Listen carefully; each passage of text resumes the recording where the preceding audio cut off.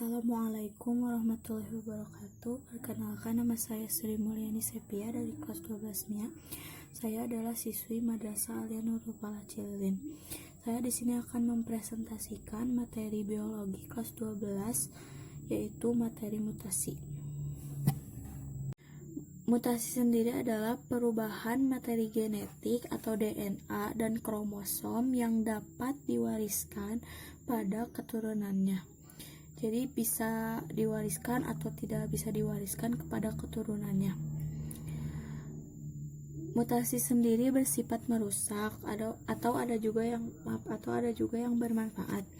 Mutasi yang bermanfaat biasanya adalah mutasi buatan manusia.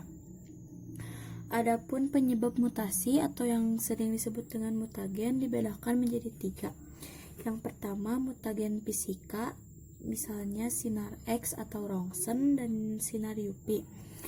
Dan yang kedua adalah mutagen kimia, biasanya disebabkan oleh cairan-cairan kimia, misalnya kolkisin. Kolkisin biasanya sering dipakai dalam pembesaran buah.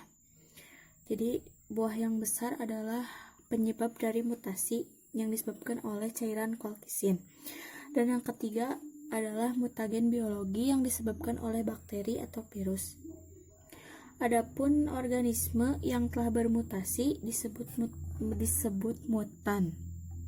Adapun letak mutasi dibedakan menjadi 2. Yang pertama mutasi somatik dan yang kedua adalah mutasi germinal.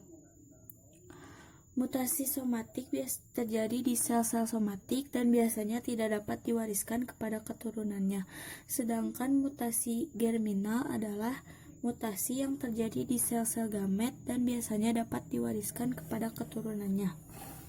Mutasi dibedakan menjadi 2. Yang pertama mutasi gen dan yang kedua adalah mutasi kromosom. Kita bahas yang pertama, yaitu mutasi gen. Mutasi gen adalah perubahan urutan basa nitrogen pada DNA.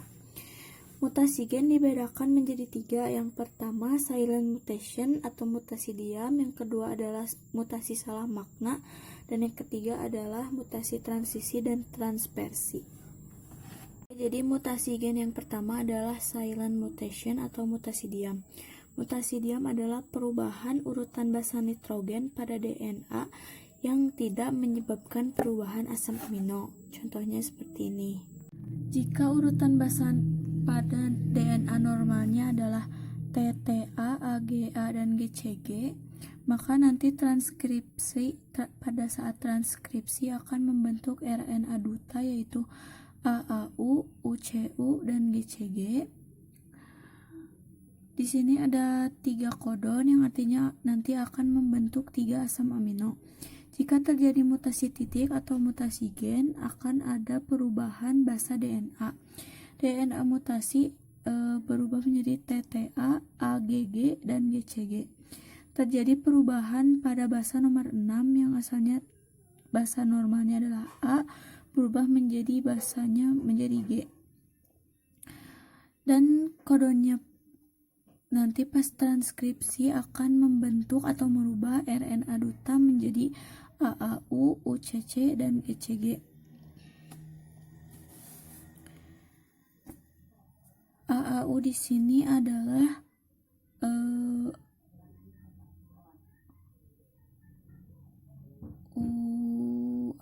di sini adalah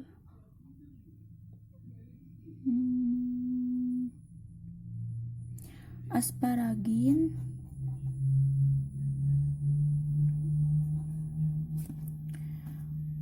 UCU adalah serin, UCC juga adalah serin, GCG adalah arginin, CGC adalah arginin. Jadi di sini terbukti bahwa biarpun urutan basa nitrogennya berubah, tapi tidak merubah asam aminonya. Jadi sama. Asparagin serin, dan juga arginin. Mutasi gen yang kedua adalah mutasi salah makna.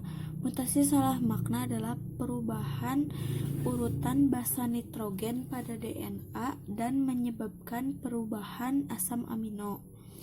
Yang ketiga adalah mutasi gen transisi dan transversi.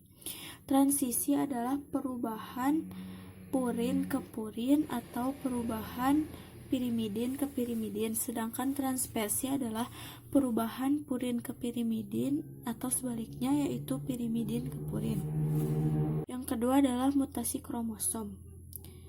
Mutasi kromosom dibedakan menjadi dua. Yang pertama anesomi atau perubahan jumlah kromosom. Anesomi dibedakan menjadi 4. Yang pertama monosomi, yaitu kekurangan satu kromosom. Yang kedua trisomi, yaitu kelebihan satu kromosom. Yang ketiga adalah tetrasomi, yaitu kelebihan 2 kromosom. Dan yang terakhir adalah nulisomi, yaitu kekurangan satu kromosom. Yang kedua adalah aneuploidi atau perubahan jumlah set kromosom. Biasanya normalnya adalah diploid, sedangkan yang tidak normalnya adalah haploid, triploid, tetraploid, atau bisa poliploidi. Biasanya mutasi ini tidak bertahan di manusia, tetapi lebih bertahan di tumbuhan. Misalnya buah yang besar itu adalah akibat dari mutasi. Jadi kalau misalnya kalian memakan buah yang besar, itu adalah buah yang cacat. Oke, sekian dari saya. Maaf apabila ada banyak kekurangan. Assalamualaikum warahmatullahi wabarakatuh.